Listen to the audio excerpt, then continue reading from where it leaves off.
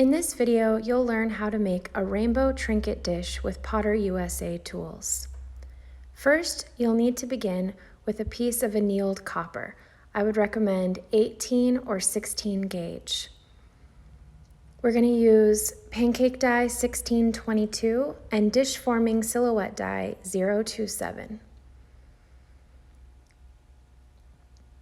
And typically you don't want to use annealed metal in a pancake dye, but all we're doing here is tracing the design of the cutout onto our copper because we're going to texture our copper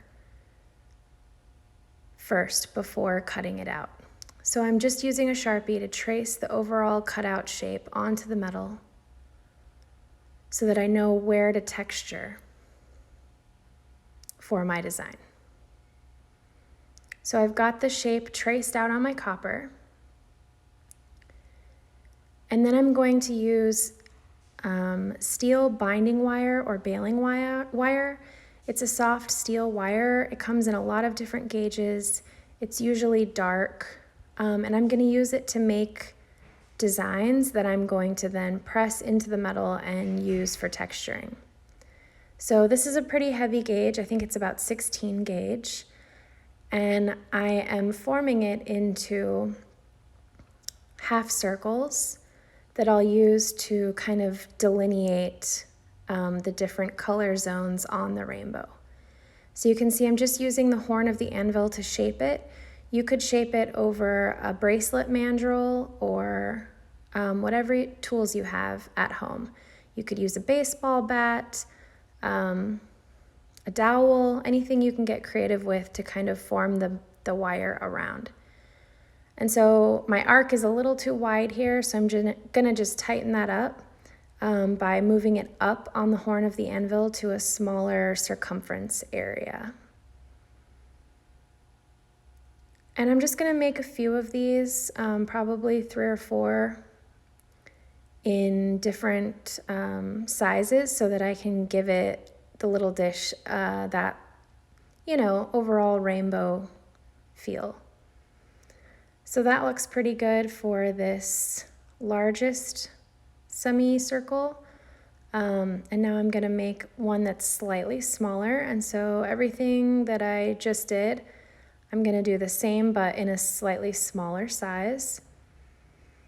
And you can see I'm using a plastic mallet for forming. You can use a nylon mallet, a rawhide mallet.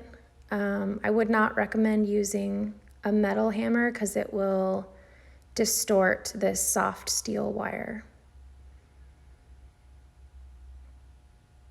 Okay, so you can see how this one is just slightly smaller than the one I made before, and it's going to kind of just fit right inside of that larger one.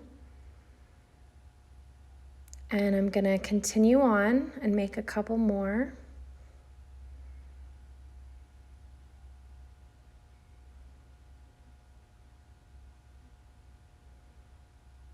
And what's nice about forming it over a mandrel or over the horn of the anvil is it smooths out any inconsistencies in the wire, so you get a really nice consistent bend. If you try to just form things by hand or with like pliers, you tend to get kind of like weird little kinks and bends, and you don't get a smooth curve as easily. So that's why I'm doing it this way. And I'm trying to keep these wires so that they lay flat on that copper sheet. And I think I'm just going to do one more in the very center, and then we'll move on to the next step. I call this technique wire embossing. I don't think it has like an official technical term, but it's a really easy technique for adding some simple linear elements to your metalwork.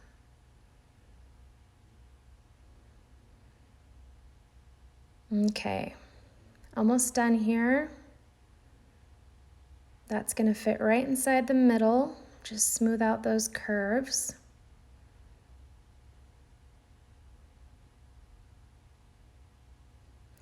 And then our next step will be to tape these down in place. I'm going to use clear packing tape, but you could use masking tape. or I've even used contact paper, although it does not stick as well. I like the clear tape because I can see my metal and the wires through it, so I can see what's going on. And then I leave myself some excess on the edges so I can tape it down to my anvil or steel block so it doesn't move on me. And then I'm going to use a heavy hammer to hit the mild steel, the soft steel, and because it's harder than the softened copper, it will emboss the design of the steel into the copper. So here I'm using a brass hammer. You could also use like a ball peen hammer. Don't use a nice planishing hammer or anything like that. The steel is very soft, but you don't want to mar your tools. So I recommend a ball peen or one of these like brass stamping hammers. And you want to make sure you hit every area of the steel wire and try to do it evenly. If you hit some areas more intensely than others, it will change the weight of the line that is left on the copper. And then you can just kind of slowly peel this away and make sure that your design has transferred to your copper. So you can see I'm removing the wires. And this technique is kind of a one and done. You have to make a new steel wire design each time you want to do it. So just keep that in mind. If you want to do multiples, you'll have to do these steps kind of each time if you're doing it this way. There are other ways to make multiples that would make more sense.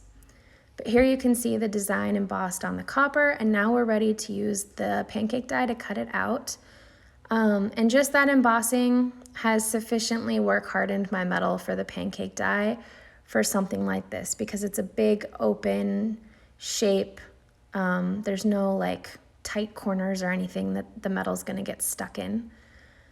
So I've placed my metal in here with the design oriented the way I want it. And then I'm just going to cut the shape out with my hydraulic press. And then I can pop my little shape out of the pancake die. Just tap it with a rawhide mallet, it falls right out, and I'll trim off that little tab.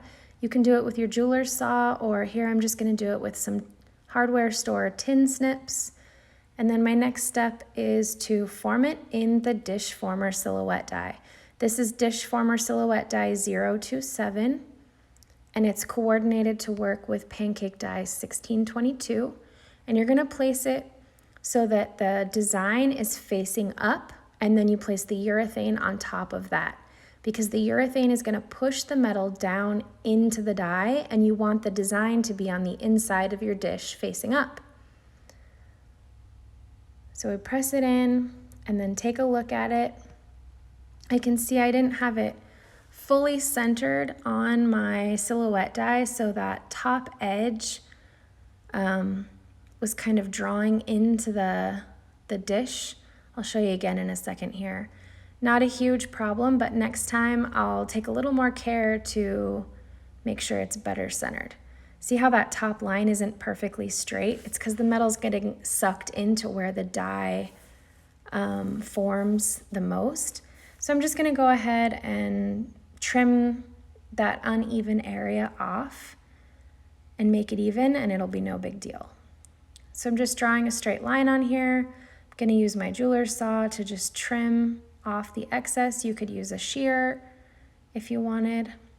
And then the next step is just filing and sanding all of your edges, getting the piece finished and ready for its final treatment. And once you're done filing, sanding, finishing, I'm gonna show you how to do just a simple heat patina. So one thing that's really important is before you get started, make sure your metal is perfectly clean. Clean it with a degreasing soap, and don't touch it with your fingers or your skin. Handle it by the edges or with gloves. And then I have it in a clean annealing pan here, just on some pumice. And I'm heating it very slowly with a soft flame. So what I'm doing is I'm running that flame over the surface of the metal, and then I'm removing the flame and watching what happens with the metal. because as soon as the metal gets hot enough, it's going to change color very quickly, and it's going to continue changing color even after I remove the torch. So this is a process that you need to take very slowly, otherwise you won't be able to control it. So you can see I'm coming at the metal with my torch just for like a second or two, and now see how I'm starting to get some color here? So now I want to be very careful and move even slower. So I'm heating the metal and then I'm pulling the torch off and I'm watching, and see how long the metal continues to change color. Now I'm looking for a specific color change here. You're going to get some pinks and purples and blues, and then after this initial coloring, the metal will go to like a golden straw color. That's the color that we're looking for. So we're almost there now.